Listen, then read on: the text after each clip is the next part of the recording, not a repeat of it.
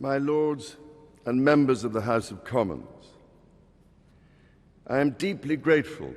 for the addresses of condolence by the House of Lords and the House of Commons, which so touchingly encompass what our late sovereign, my beloved mother, the Queen, meant to us all. As Shakespeare says of the earlier Queen Elizabeth, she was a pattern to all princes living. As I stand before you today, I cannot help but feel the weight of history which surrounds us and which reminds us of the vital parliamentary traditions to which members of both houses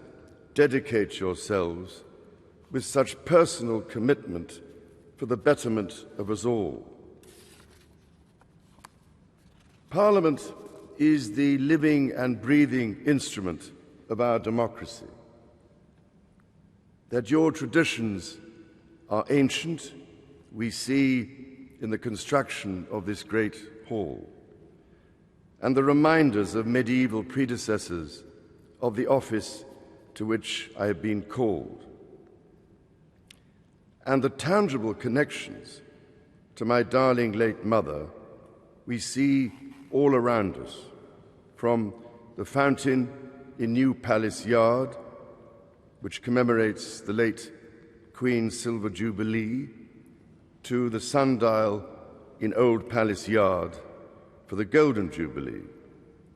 the magnificent stained glass window before me for the Diamond Jubilee, and so poignantly and yet to be formally unveiled, your most generous gift to Her late Majesty to mark the unprecedented Platinum Jubilee, which we celebrated only 3 months ago with such joyful hearts. The great bell of Big Ben, one of the most powerful symbols of our nation throughout the world and housed within the Elizabeth Tower, also named for my mother's Diamond Jubilee, will mark the passage of the late Queen's progress from Buckingham Palace to this Parliament on Wednesday. My Lords and members of the House of Commons, we gather today in remembrance of the remarkable span of the Queen's dedicated service to her nations and peoples. While very young, Her late Majesty pledged herself to serve her country and her people and to maintain the precious principles of constitutional government which lie at the heart of our nation. This vow she kept